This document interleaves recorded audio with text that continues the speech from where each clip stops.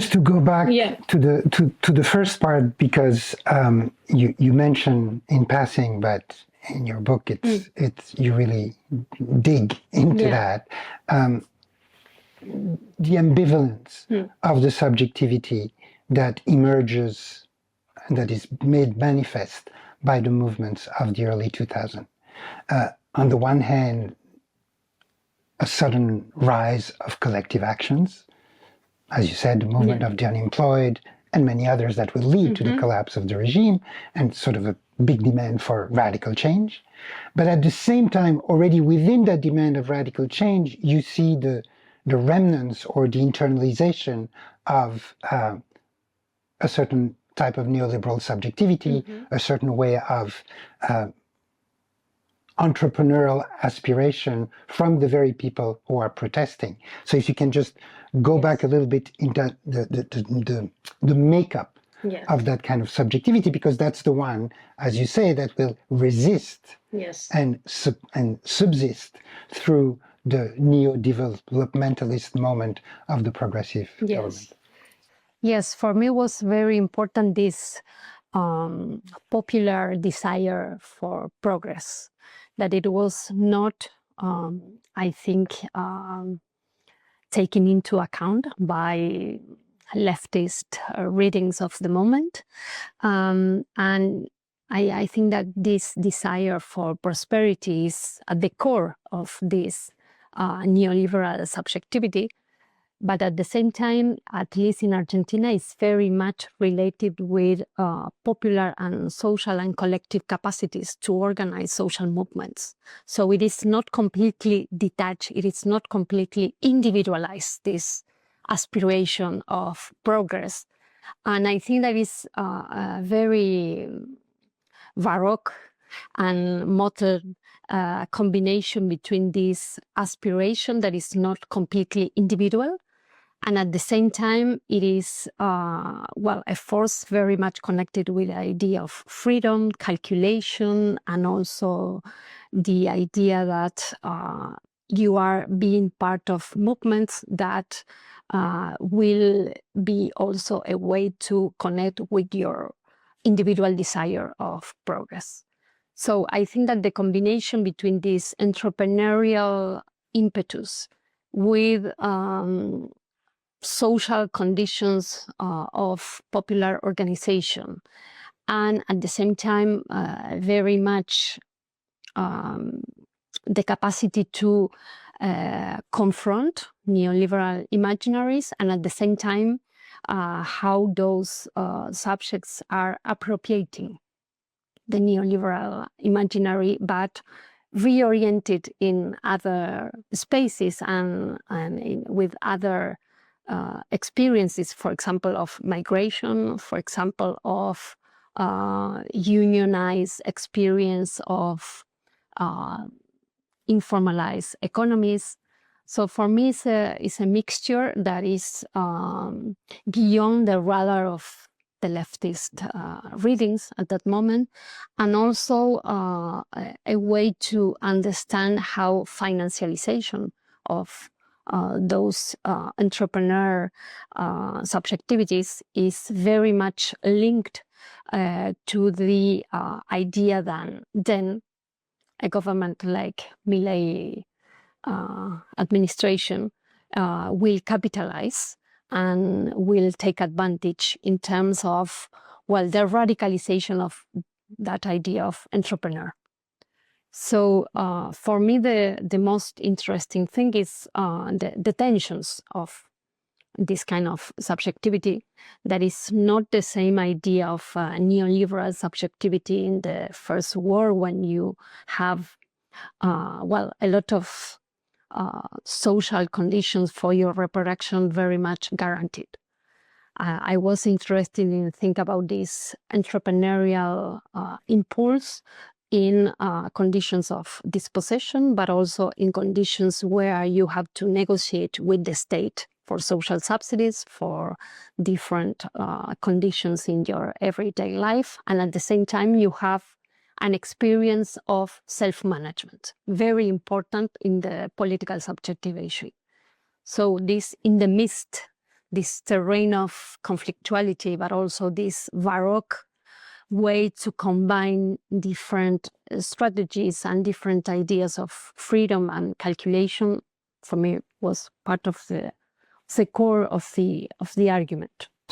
So continuing with the Baroque and the Baroque subjectivity, and wanting to push you a little further into what the long progressive era, or what you call a neo-developmentalist era, which is the era of the Peronista regime, of the Kirchner-Fernandez couple, that lasted for a long time in Argentina, was dominant for a long time. What did it change? What did it modify of this Baroque subjectivity born out of both the neoliberal era of the 90s and the crisis of the neoliberal era in the early 2000s? So what remained of that? And also what were this feature of this neo-developmentalist moment? But also this moment was interrupted in 2016, the same year that Trump was elected for the first time, with the election of Mauricio Macri in Argentina, and Macri as a real right-wing neoliberal. But there the question is, what did he do? In other words, did he undo what the Peronista had done and sort of brought us back to an old-style neoliberalism, as if, for instance, in the US, Jeb Bush or Ted Cruz would have won the election? Or was he already the first step towards what we're going to get to later, which is the Milei moment in Argentina? Yes, I think that the electoral victory of Macri was a surprise for all those who were thinking that neoliberalism was over. And it was, I think, also a kind of fantasy of progressive governments, because, well, this idea of neo-developmentalism, they were arguing, not only in Argentina, also in other countries, they were arguing that, about the return of the state as the opposite policies of the market. Market fundamentalism. So I think that it was an important moment of this surprise.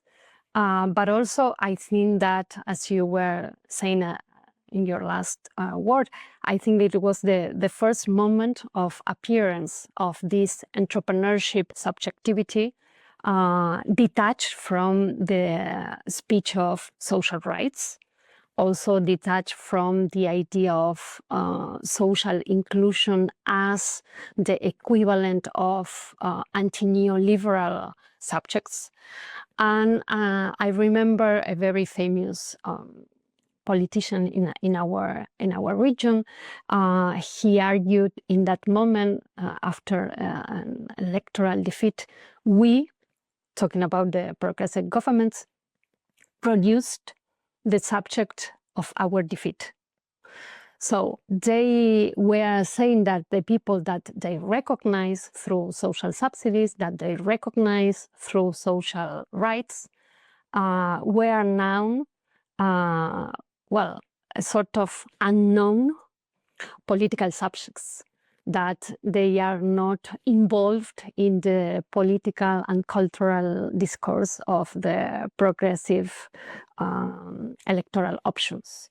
So I think that this gap is very interesting to think in this other long term of neoliberalism from below, and also the detachment of these progressive and neo-developmentalist discourses and the real everyday assemblages between social subsidies, politics of social inclusion, but also an ongoing precarization of labor market and ongoing also precarization of public infrastructure, and also a policy of access to social rights that became more and more financialized. I think that the illusion of progressive governments was concentrated in the idea that financialization of social right would not produce a political subjectivity. And by financialization of social rights, you mean specifically what? Yes, the access of different social rights like housing, but also the capacity to buy certain things through social subsidies that were very much connected, at least in Argentina, but not only, to the bancarization and also with the capacity to ask for credits. So I think that this triangle was a little bit underestimated by progressive governments in this capacity to produce a political subject that at the end of the process will, yes, protagonize the defeat, the electoral defeats of those governments. So I think that Macri is a sort of outcome of this long process, but also he was the first time after dictatorship that a right-wing program was explicitly presented for an electoral turn. So you know that his family is very much associated with the dictatorship. They had 7 companies, I remember, before the dictatorship, and after the dictatorship, they had 47. So the dictatorship was a kind of original or primitive accumulation for those kind of families in Argentina.